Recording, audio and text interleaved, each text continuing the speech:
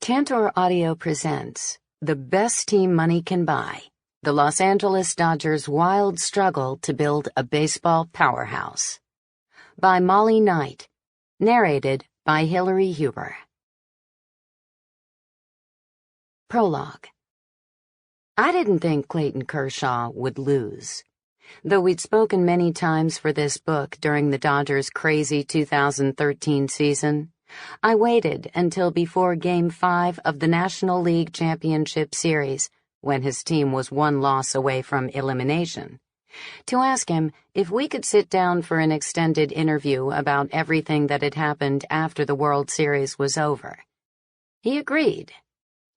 The Dodgers won later that day to force the series back to St. Louis and keep their season alive. Kershaw had the ball for Game 6. And though Los Angeles trailed in the series 3-2 and would have to beat a tough Cardinals team in hostile territory even to sniff a Game 7, everyone around the club assumed that with their ace on the mound, victory was a foregone conclusion. After winning the National League's ERA crown the previous 2 seasons by posting numbers in the mid-2s, the 25-year-old lefty had somehow made himself even tougher to hit. When he finished the 2013 regular season weeks earlier with a microscopic 1.83 earned run average, he erased any lingering questions that he was the best pitcher on the planet. There was no such thing as a sure win in baseball, but sending Clayton Kershaw to the mound in an elimination game was as close as it got. And then it all went sideways. Kershaw was torched for 7 runs in 4 innings in a game that defied explanation. There would be no Game 7 after all. The Dodgers were out, having lost to the Cardinals by the same score as if they had forfeited, 9-0. Kershaw took it hard, showing no interest in appreciating his role in taking the Dodgers the closest they had been to a World Series berth in 25 years. He preferred to blame himself for their failure to get there, because his wiring didn't allow him any other choice. 2 weeks later, the Red Sox beat the Cardinals to become world champions. 2 weeks after that, Kershaw won the National League Cy Young Award for the 2nd time in 3 seasons. I wondered if he could ever enjoy a plaque he would gladly trade to get just 1 game back. I decided to wait a month to reach out about our sit-down, hoping to allow enough time for the sting of Game 6 to fade, even just a little. But then Thanksgiving rolled around, and in December, he and his wife, Ellen, spent 3 weeks in Zambia to oversee the work their foundation did with orphans there. Christmas came and went, and so did New Year's. With spring training approaching, I finally sent him a text message during the first week of January. Would he still be interested in getting together to talk for the book? "Sounds great," he replied. And then he asked when I could come to Dallas, where he lives in the off-season. He told me he had to fly to Florida the following Monday, January 13th. So we agreed that I'd come out from Los Angeles on Tuesday night and we'd meet on Wednesday.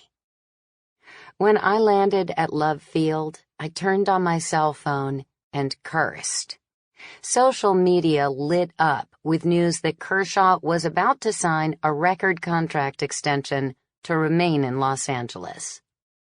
I'd been in sports reporting long enough to know that if there were any truth to that rumor, the last thing he'd want to do was meet a journalist for lunch. As I thought about cutting my losses and hopping on the next flight home, my phone buzzed with a text message. It was Kershaw. "Why don't you come by our house around 3 tomorrow if that works?" he asked me. It did. The extension talk must have just been another false alarm in a season full of them. The Dodgers had made no secret of wanting to lock up their star starting pitcher in blue forever, but negotiations early in the season had gotten weird, and the 2 sides had been locked in a standstill for months. When I arrived at Kershaw's house at 3 the following day, he apologized for my having to park a block away. He and Ellen had just purchased a home across the street from an elementary school, and he forgot that he told me to come around pickup time when minivans and SUVs snarled his street. The traffic added an extra minute to my trip. I thought I'd find the Kershaw residence by scanning the block for the biggest, stately pile, but the 2-story colonial-style home that wound up being theirs was the same size as every other house that flanked it. He and Ellen had met at a school they attended just around the corner as 8th graders. I rang the doorbell.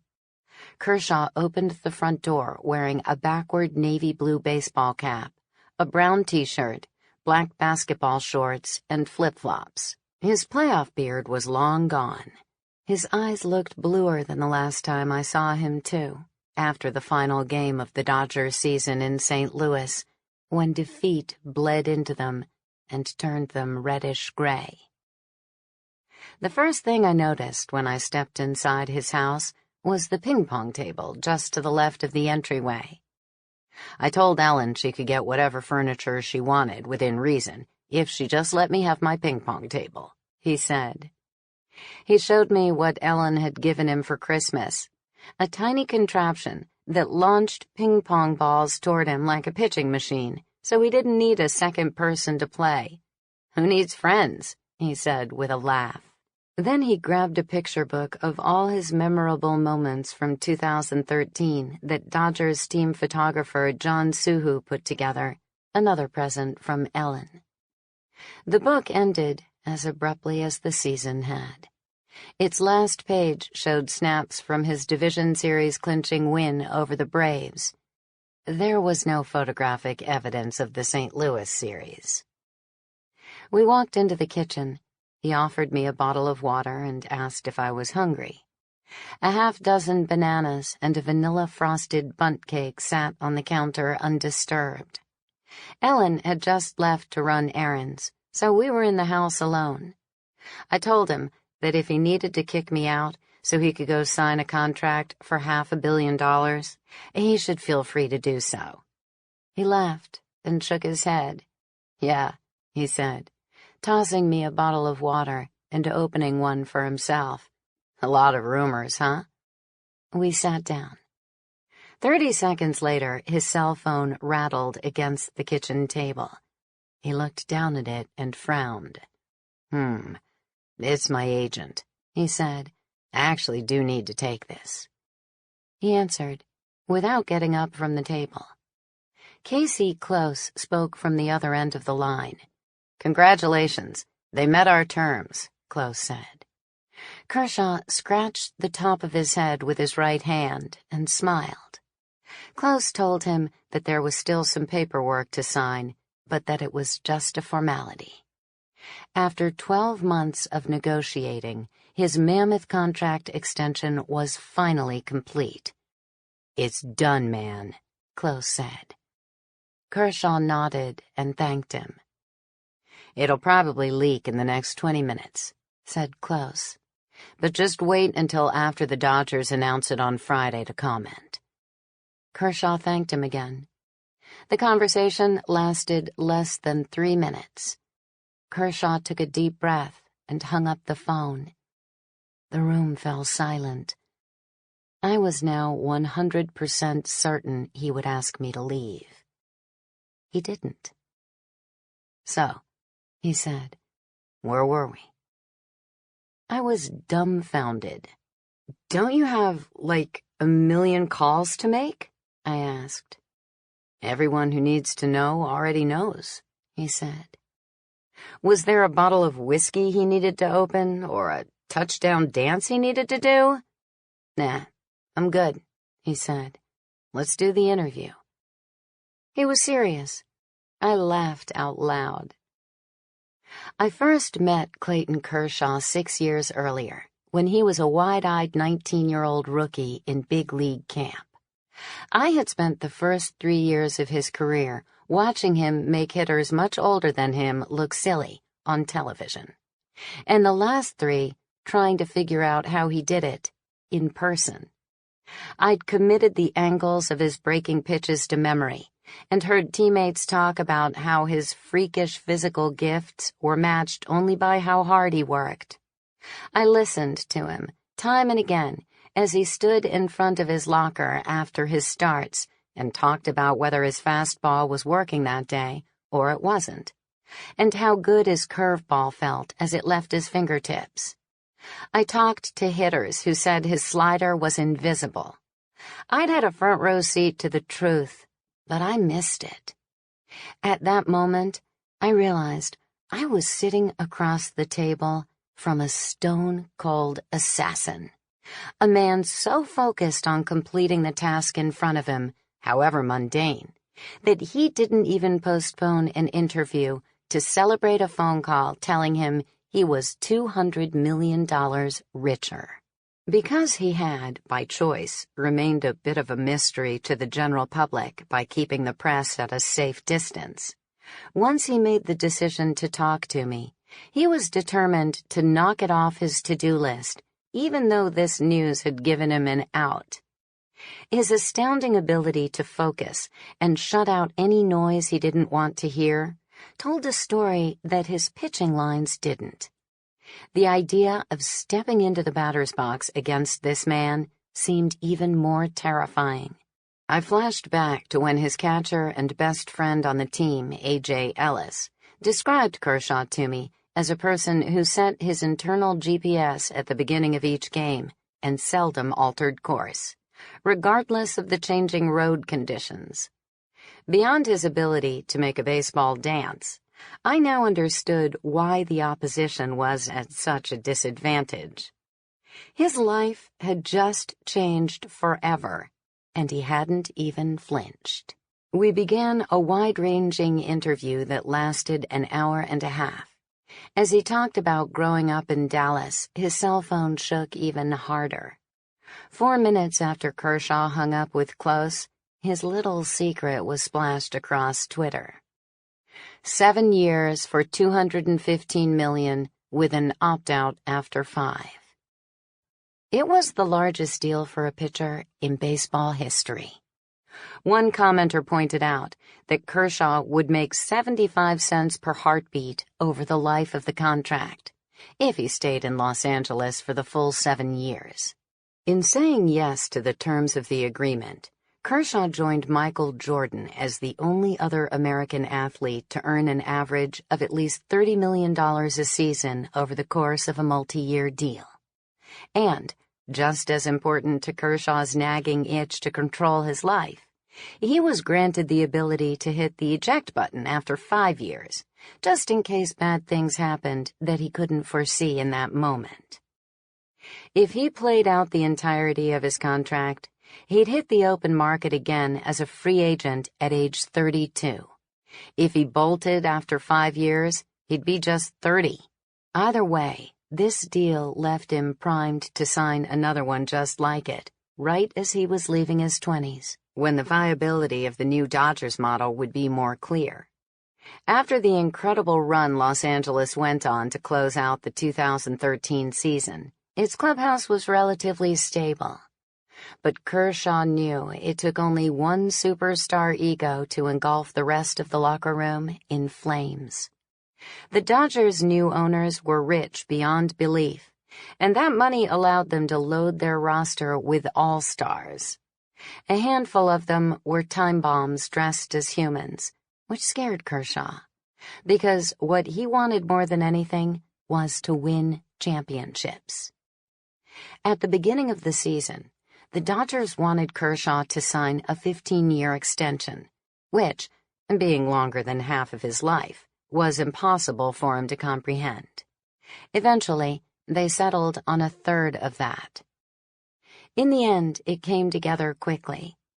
On that Monday, when Kershaw told me he was busy, he was in Florida for a private event thrown by Dodger ownership that had been on the books for weeks. He'd planned on flying home right after, but while he was still in the room, 2 of the team's owners cornered him. Since buying the Dodgers in May 2012, Guggenheim Partners, a financial services firm out of Chicago, had added over $700 million in salary commitments to players. But they worried that if they let Kershaw walk, Dodger fans would never forgive them. The CEO of the company, Mark Walter, considered re-signing Kershaw as one of the Dodgers' top priorities. That night, two of the Dodgers' co-owners, Todd Boehly, the president of Walter's company, and Magic Johnson, the Laker icon, approached Kershaw. "What can we do to get this deal done?" they asked him. They had a jet. They were heading back to Los Angeles and wouldn't take no for an answer until he agreed to join them. So the three of them hopped on the plane at 11 p.m. and landed in L.A. in the middle of the night. Close ironed out the details of the contract with the club's front office. After a year of uncertainty, the impasse was over. But first Kershaw had to take a physical. On Tuesday, the club stuck him in an MRI tube for what felt like forever. They did separate scans on both of his hips, his back, his throwing shoulder, and his elbow. Though Kershaw had never spent a day on the disabled list in his 6-year career, $215 million was a lot of money, the most cash the Dodgers had ever promised an athlete, and by a long shot. The 5 MRIs took 4 hours. After they all came back clean, Kershaw flew home to Dallas Tuesday night. When I rang his doorbell the next day, Close was finalizing the deal. I asked Kershaw if he wanted to turn on the news. He shrugged, got up from the table, and walked toward the small television that sat on the marble counter tucked in the far corner of the kitchen. "Isn't it amazing how fast it gets out?" he said. "Do you want to listen to this or no?" I did. When he flipped on the TV, it was already set to MLB Network. A red "Breaking" banner crawled across the bottom of the screen with news of his contract details. He stood in front of the television alone and watched. His phone continued to buzz. "It's funny who texts you," he said. He didn't want to reply to anyone yet. "As soon as I get started, I want to get through all of them." His iPhone kept lighting up. I asked how many texts he'd received. 29, he said. Many of those came from the text chain used by his fantasy football league, which included a dozen of his Dodger teammates. Another text came in from his childhood friend and current Detroit Lions quarterback, Matthew Stafford. The boys had played freshman football together in high school, with Kershaw hiking the ball to Stafford from the center position. Since Stafford had bought a home in Detroit and lived there in the off-season, Kershaw saw him around their old neighborhood only once or twice a year when he came back to visit family. "Congrats," Stafford wrote. "And you're buying dinner next time I see you. Well deserved." Kershaw also heard from his manager Don Mattingly's son, Preston, a high school shortstop out of Evansville, Indiana. The younger Mattingly had been the Dodgers' supplemental first-round pick in 2006, the club's compensation for losing free agent pitcher Jeff Weaver to the Angels. Los Angeles took him 31st overall, 24 picks after they selected Kershaw. The two had played together in the organization's minor league system and remained close friends, even though Mattingly never made it to the big leagues. I watched Kershaw watch with rapt attention as the analysts on television discussed his worth. When they began to show highlights, he made a face. "It looks gross to see yourself throwing so much," he said, as he turned the television off. It had been 3 months since the worst game of his life. When Kershaw took the mound in St. Louis for Game 6 of the NLCS, he was supposed to dominate. He had given up just 5 earned runs total in his last 7 starts combined. Kershaw said he had not watched tape of the game and that he never would. "That was a tough one for me," he said. It's still not easy to digest. We didn't score, but I think if I'd pitched better—" His voice trailed off.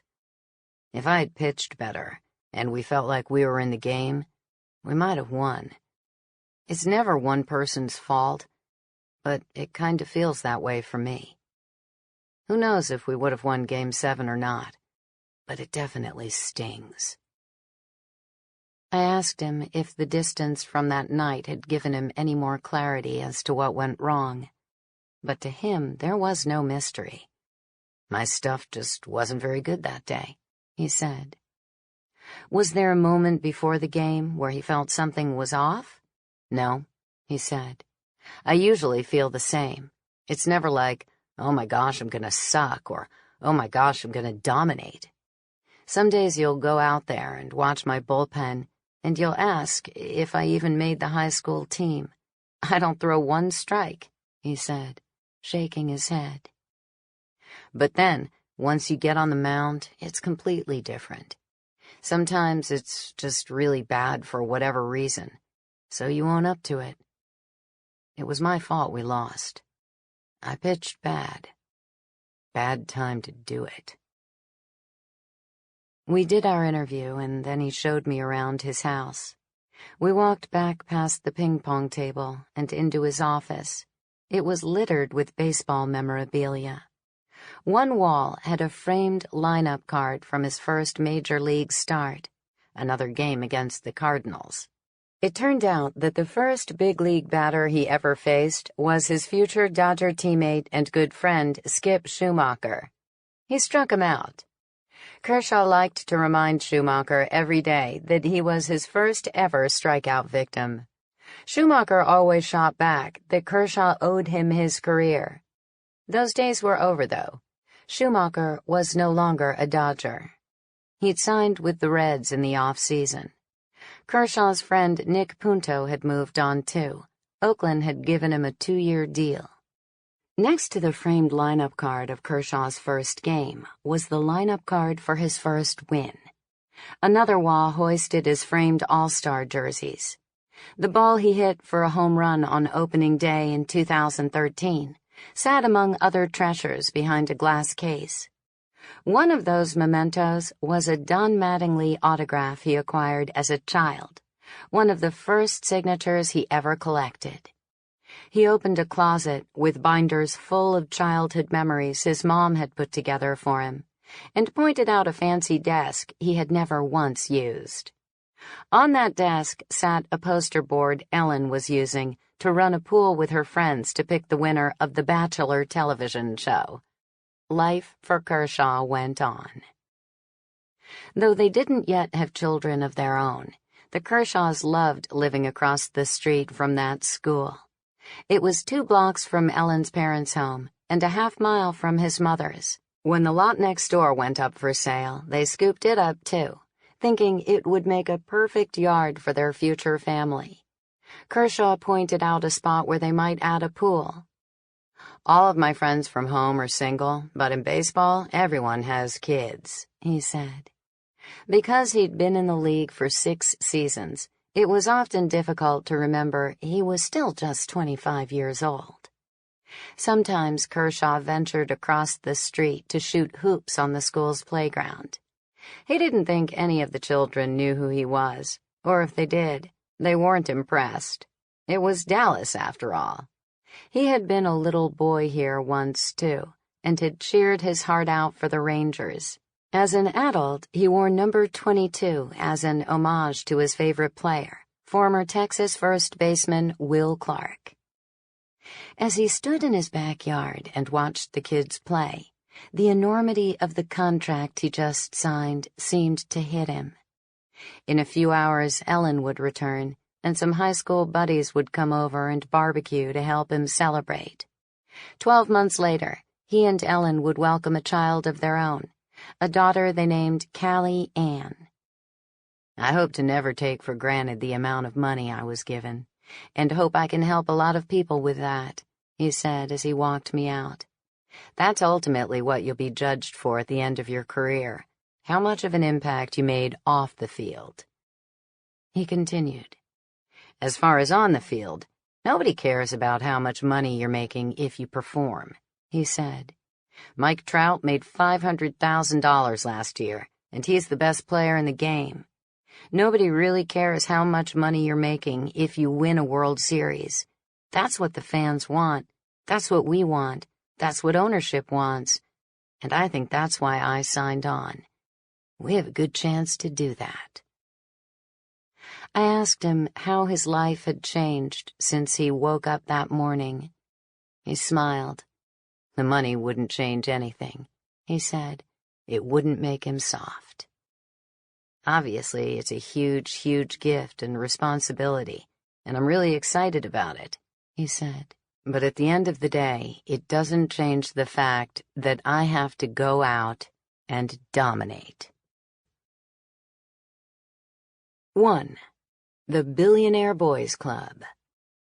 When Clayton Kershaw hung up the phone $215 million richer on that January day, it was nothing short of a fiscal miracle.